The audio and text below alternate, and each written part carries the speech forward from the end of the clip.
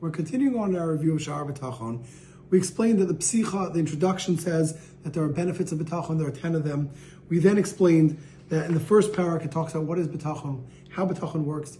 In order for someone to have B'tachon, reliance on something, it has to be that whoever he's relying on knows exactly what's good for him, is capable of bringing that out, will only do good things for him, will keep their promise, as well as will do above and beyond and do extras.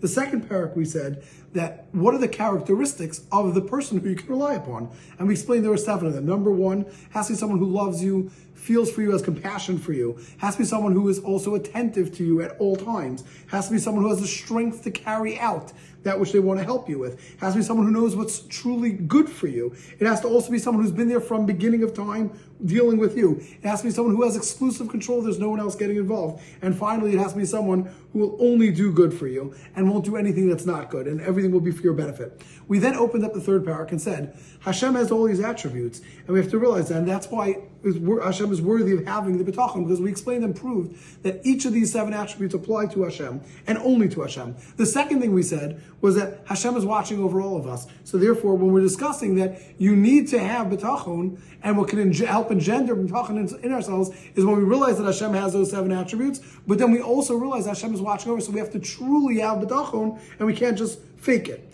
We explained then that you have to have, to engender proper B'tachon, we have to understand and internalize that you can only rely on one person, which would be Hashem. If you rely on 2 people and you have a combination, neither of them is going to truly be able to help you because it's a shared job. Then we said that if we follow through and we follow the mitzvahs of Hashem and avoid the averos of Hashem, He's going to want to help us. So we're going to work on being a better Eved Hashem, being a better servant of Hashem, and then we completed with that we have to realize that every single thing that takes place is from Hashem.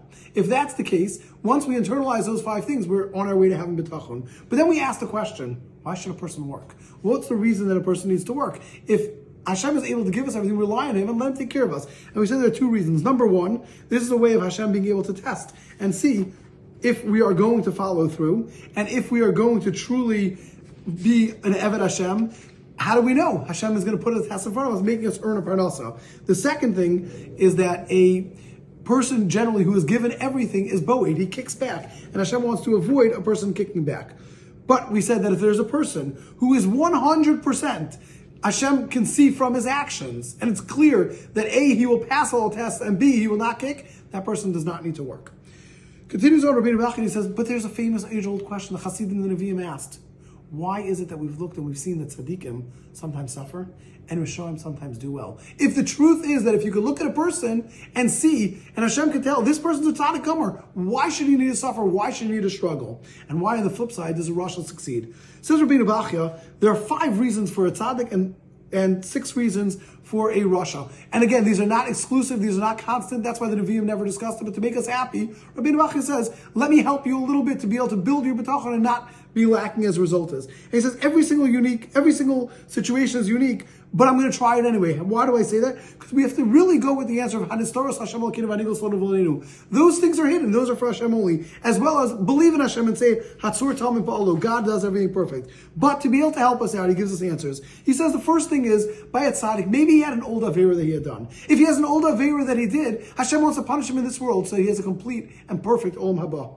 Next, even if he has a perfect in this world, he never did an Avera, maybe Hashem is giving it to him, so he will have extra Olam Haba. The third thing is to be able to teach others that they can look and say, look at this tzaddik, he's suffering, and still he's a proper Eved Hashem. You can also do it. The fourth one is when a Rasha sees the tzidkus of this person, Hashem could punish him more, and Hashem could show the Rasha, look at this person, what a tzaddik he is. And fifth, and the final answer to explain why a tzaddik sometimes suffer is that he never stood up against a Rasha. If there's a Rasha who's doing bad things, he should have stood up and fought with him. Now, on the flip side, a Rasha, why does he have good things? Very easily we could say he may have done mitzvahs and Hashem wants to reward him and all of that. So in Olam Haba he doesn't get any rewards. Second thing we said is maybe he's giving it to him as a pekadon, a temporary, that the Rasha is going to have it and he's going to pass it on to other people, to other generations. The third thing is this is something that may end up causing him to be dead. He may end up being the cause of his death. The fourth is to give him an opportunity to do tshuva. Maybe he's going to do tshuva, so Hashem gives him good things. The fifth is maybe his father did things and Hashem does not reward a son. Hashem gives rewards to a son from his father, mitzvahs he did. And the sixth thing is to test other people out. If someone sees that a Rasha is doing well, if he's a faker, he's going to say, I can be a Rasha too. But a real person will not follow through with that.